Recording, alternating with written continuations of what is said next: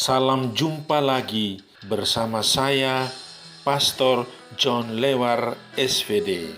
Suara Pagi, hari Minggu 23 Januari 2022, hari ke-6 Pekan Doa Sedunia. Bacaan-bacaan suci pada hari ini diambil dari kitab Nehemia, bab 8 ayat 3 sampai dengan 5a, 6, 7, 9 sampai dengan 11, Mazmur bab 19 ayat 8, 9, 10 dan 15. Surat pertama Rasul Paulus kepada jemaat di Korintus bab 12 ayat 12 sampai dengan 30, dan Injil Lukas bab 1 ayat 1 sampai dengan 4, bab 4 ayat 14 sampai dengan 21. Mari kita membaca sabda Tuhan, merenungkannya, masuk dalam keheningan dan doa. Dalam nama Bapa dan Putera dan Roh Kudus. Amin. Tuhan bersamamu dan bersama rohmu. Inilah Injil Yesus Kristus menurut Lukas. Dimuliakanlah Tuhan. Theophilus yang mulia, banyak orang telah berusaha menyusun suatu berita tentang peristiwa-peristiwa yang telah terjadi di antara kita, seperti yang disampaikan kepada kita oleh mereka yang dari semula adalah saksi mata dan pelayan firman. Karena itu, setelah aku menyelidiki segala peristiwa itu dengan saksama dari asal mulanya, aku mengambil keputusan untuk membukukannya dengan teratur bagimu, supaya engkau dapat mengetahui bahwa segala sesuatu yang diajarkan kepadamu sungguh benar. Dalam kuasa Roh, kembalilah Yesus ke Galilea, dan tersiarlah kabar tentang Dia di seluruh daerah itu. Sementara itu, Ia mengajar di rumah-rumah ibadat di situ, dan semua orang memuji Dia. Ia datang ke Nazaret, tempat ia dibesarkan, dan menurut kebiasaannya pada hari Sabat, ia masuk ke rumah ibadat, lalu berdiri hendak membaca dari Alkitab.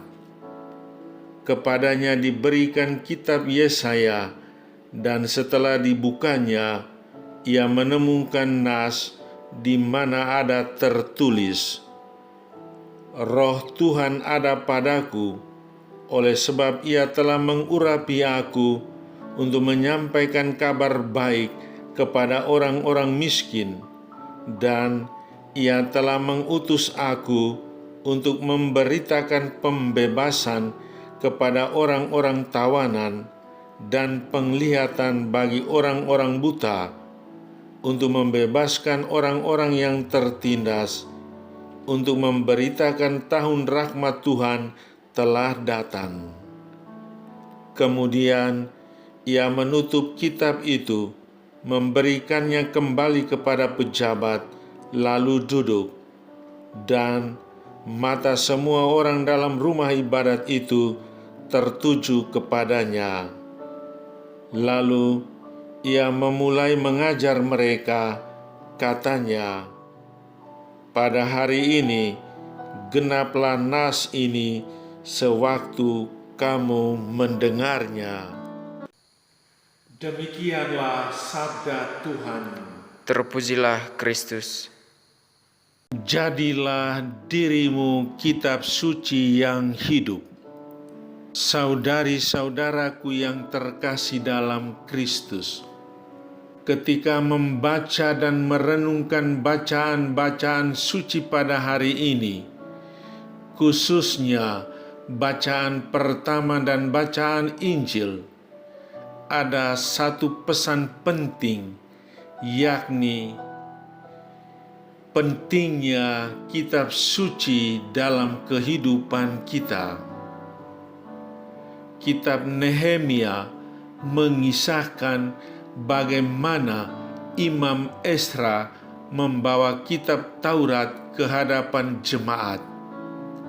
Kitab itu kemudian dibacakan dengan jelas, diberi keterangan sehingga dimengerti. Jemaat pun mendengarkan dengan penuh perhatian, kemudian berlutut dan sujud menyembah kepada Allah.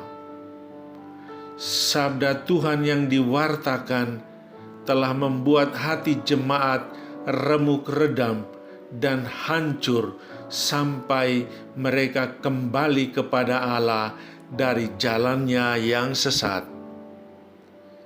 Sedangkan penginjil Lukas membuat catatan ringkas mengenai munculnya Yesus di depan publik di Nazaret. Setelah mengasingkan diri selama 40 hari di padang gurun, pasca pelantikannya di sungai Yordan, Yesus kini tampil di sinagoga memberikan pidato pertamanya.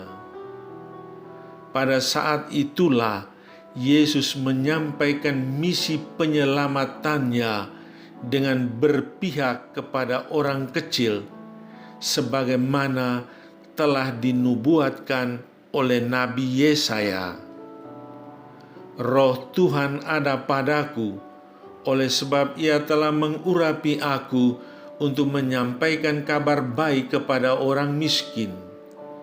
Ia telah mengutus aku untuk memberitakan pembebasan kepada orang-orang tawanan dan penglihatan bagi orang buta, membebaskan orang yang tertindas, untuk memberitakan bahwa tahun rahmat Tuhan telah datang.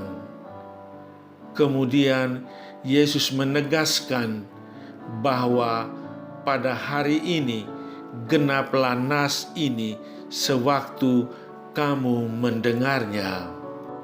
Saudari-saudaraku yang terkasih dalam Kristus, apa pesan Tuhan bagi kita pada hari ini? Pertama, mencintai Tuhan dan sabdanya yang tertulis dalam kitab suci. Kedua, kita diajak untuk tekun dan setia membaca kitab suci seperti yang dilakukan Imam Ezra, kemudian menyelidikinya seperti yang dilakukan Lukas dan merenungkannya. Setelah itu mewartakannya dan tidak boleh dilupakan, yakni menggenapinya seperti yang dilakukan Yesus sendiri. Survei membuktikan Alkitab atau kitab suci kadang sering kita simpan saja di dalam lemari atau di tempat doa. Kita merasa tidak ada gunanya. Tetapi saudara, bila kita membaca kitab suci, percayalah Tuhan dalam sabdanya tetap akan berkarya di dalam diri kita dengan cara-cara yang tidak kita tahu dan pahami. Bukankah kalau kita makan, kita tidak tahu kandungan zat-zat dari makanan tersebut, apalagi gunanya masing-masing bagi tubuh kita. Namun, begitu kita makan, tubuh kita akan memprosesnya sehingga kita hidup, kita sehat, dan kita memperoleh kekuatan atau energi. Sabda Tuhan pun akan berkarya demikian juga di dalam diri kita. Dalam diri kita, sabda Tuhan juga akan tergenapi manakala kita tekun dan setia membacanya, merenungkannya, mewartakan, dan melaksanakannya. Jadilah dirimu kitab suci yang hidup. Saudara, duduklah dengan tenang. Bacalah nas kitab suci berikut. Roh Tuhan ada padaku, Ia telah mengurapi aku untuk menyampaikan kabar baik. Cintailah Tuhan dan sabdanya dengan tekun dan rajin membaca kitab suci. Marilah berdoa. Pada mulanya adalah firman. Firman itu bersama-sama dengan Allah, dan firman itu adalah Allah. Ia pada mulanya bersama-sama dengan Allah. Segala sesuatu dijadikan oleh Dia, dan tanpa Dia tidak ada suatu pun yang telah jadi dari segala yang telah dijadikan. Amin. Sahabatku yang terkasih, selamat hari Minggu. Salam doa dan berkatku untukmu dan keluarga di mana saja berada. Bapa dan Putera dan Roh Kudus. Amin.